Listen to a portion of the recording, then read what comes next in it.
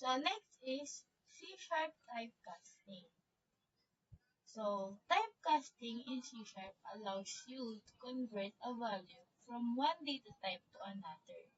This is crucial when working with variables of different types, ensuring compatibility and proper operations.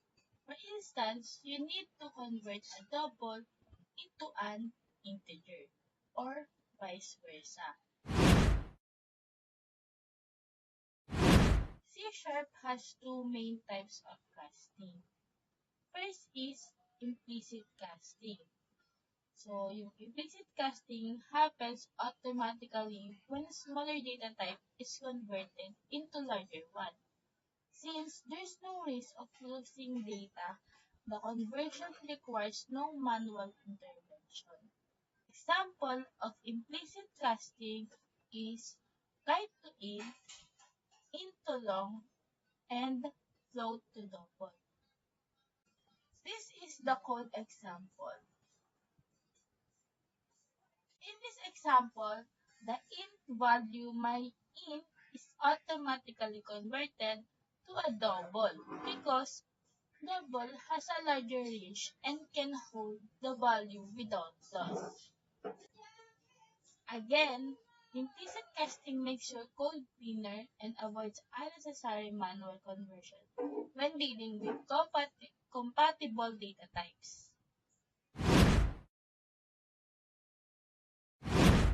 Second is explicit casting. Explicit casting is necessary when converting a larger data type into smaller one.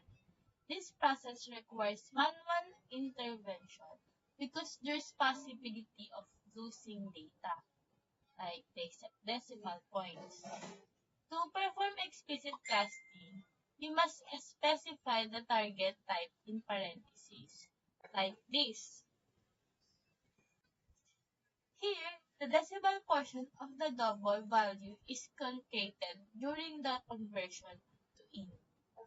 Again, use explicit casting when precision is not critical or when you are certain the conversion won't cause issues.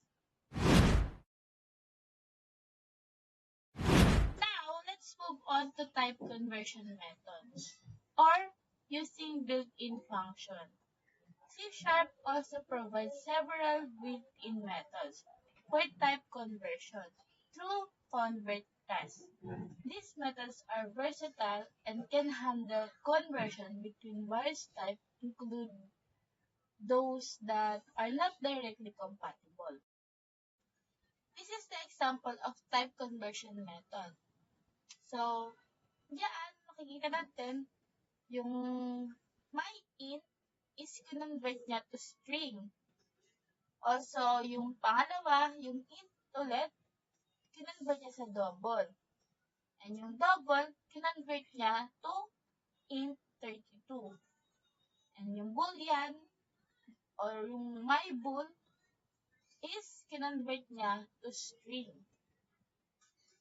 So, using the convert class, you can easily transform data to suit the needs of your program.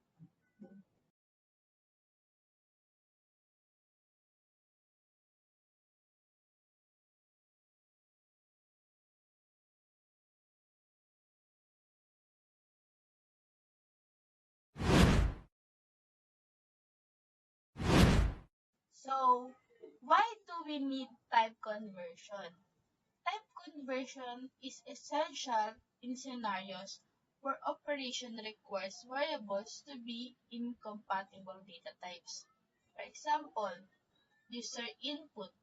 Data entered by user is often received as a string, but computation might require numeric data like int or double. Example use case. If program asks the user for their age as a string, you need to convert it to an int for validation or calculation. So again, typecasting and type conversion in C# enable flexibility in handling data. Implicit casting, automatic and 3, smaller types are converted to larger types. Explicit casting, manual, and might lose data. Larger types are converted to smaller types. And lastly, type conversion method used to convert class for versatile and reliable conversion. So, understanding when and how to use typecasting ensures your program works seamlessly even when handling mixed or dynamic data types.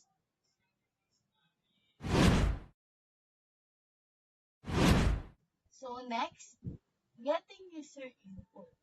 Sa C#, ginagamit natin ang console.readline para kunin yung input ng user. By default, string ang ibinabalik ng method na ito. Kaya kung gusto natin ng numbers, kailangan natin ito i-convert. Example is this.